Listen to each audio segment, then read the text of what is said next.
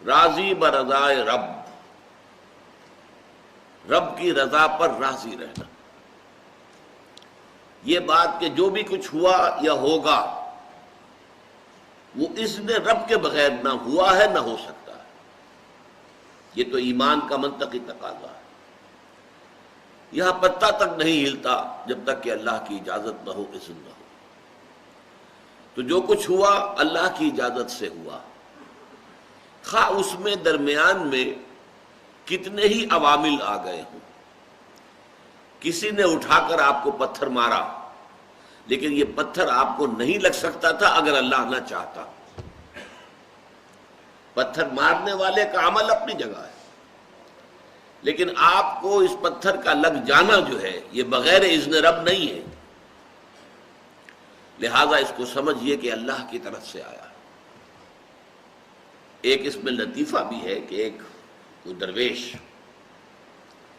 یہ کہتا ہوا جا رہا تھا ایک جذب کی کیفیت میں، جو رب کرے سو ہو، جو رب کرے سو ہو، جو رب کرے سو ہو. ایک شخص نے اٹھا کر اس کے سر پہ پتھر دے مارا. اس نے پلٹ کر دیکھا تو شخص نے کہا مجھے کیا دیکھتے ہو، جو رب کرے سو ہو. اس درویش نے جواب دیا کہ یہ پتھر مجھے تو رب کے مارے ہی لگا ہے، لیکن میں دیکھ یہ رہا تھا کہ بیچ میں منہ کس کا کالا ہو گیا، کس نے اپنے لیے جو ہے وہ عذاب اللہ کا کما لیا. ورنہ مجھے بہرحال یہ پتھر لگا ہے تو اس میں اذن رب شامل ہے. اچھا، اب جو شے اذن رب سے ہو رہی ہے، بندہ مومن کا اگر اپنا تعلق اللہ کے ساتھ مخلصانہ ہے، اس میں منافقت نہیں ہے، اس میں ریا نہیں ہے، اس میں دھوکہ نہیں ہے، اس میں فریب نہیں. مخلصین لہ الدین، تو اللہ تعالیٰ کا تعلق بھی اس کے ساتھ ریسیپروکیٹ کرتا ہے. اللہ تعالیٰ انا عند ظن عبدی بی، حضور یہ اللہ کا قول ہے حدیث قدسی میں کہ میرا بندہ میرے بارے میں جو کچھ گمان کرتا ہے میں وہی سلوک اس کے ساتھ کرتا ہوں. اللہ تعالیٰ بھی مخلص ہے. اللہ تعالیٰ کی مرضی کے بغیر کچھ نہیں ہو سکتا، تو یقیناً جو کچھ ہوا ہے اس میں میرے لیے خیر ہے.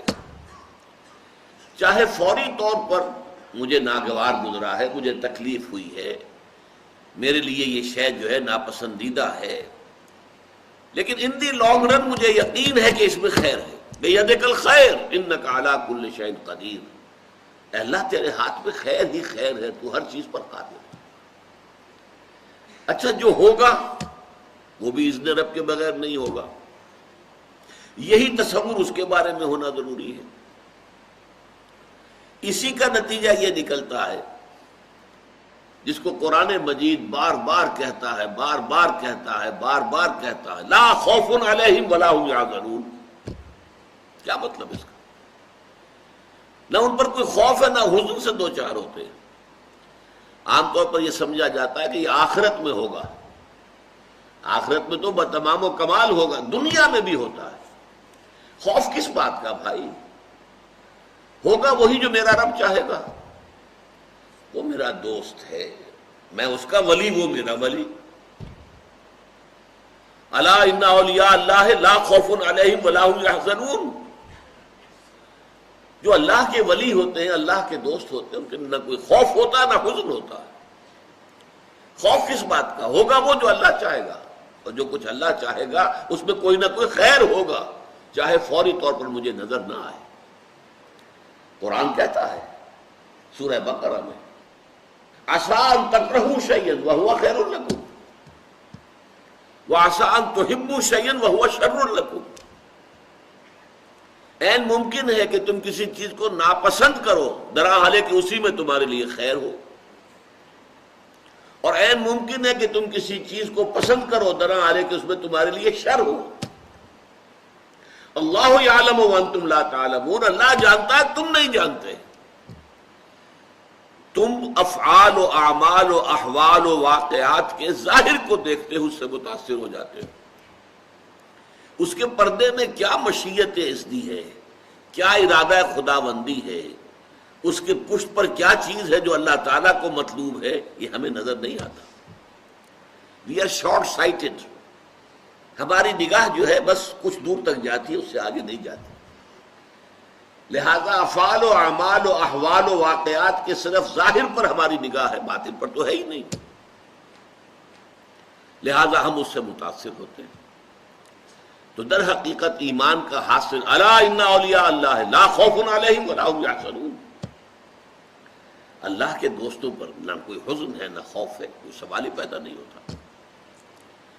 اسی طریقے سے قرآن مجید جو ہے بلند ترین مقام جو انسان کا ہو سکتا ہے، اس کی تعبیر کے لیے الفاظ استعمال کرتا ہے رضی اللہ عنہم ورضوا عنہ. اللہ ان سے راضی ہو گیا، وہ اللہ سے راضی ہو گئے. یہ باہمی رضامندی ہے، دو طرفہ. دو طرفہ اللہ کے ساتھ تعلق ہوتا ہے، دو طرفہ تعلق ہوتا ہے. تم اللہ سے محبت کرو گے، اللہ تم سے محبت کرے. تم اللہ کے ساتھ مخلص ہوگے، اللہ تعالیٰ تمہیں واقعتاً اپنا مخلص بندہ بنا لے گا. تم اللہ کی طرف چل کر آؤ گے، اللہ تمہاری طرف دوڑ کر آئے گا. تم بارش بناؤ گے، اللہ ہاتھ بڑھائے گا. تم اسے محفل میں یاد کرو گے، اللہ اس سے کہیں بہتر محفل میں تمہارا تذکرہ کرے گا، ملائکہ مقربین کی محفل میں. تم اللہ کو اپنے دل میں یاد کرو گے، اللہ اپنے جی میں تمہیں یاد کرے گا. یہ دو طرفہ معاملہ ہے. تم اللہ کی مدد کرو گے، اللہ تمہاری مدد کرے گا. ان تنصروا اللہ ینصرکم ویثبت اقدامکم. اگر تم اللہ کی مدد کرو گے، اللہ کی مدد سے مراد کیا؟ اللہ کے دین کی مدد، اس کی نصرت. اللہ تمہاری مدد کرے گا. یہ رضی اللہ عنہم ورضوا عنہ سورہ مائدہ میں بھی آ رہا ہے، سورہ توبہ میں، سورہ مجادلہ میں، سورہ بینہ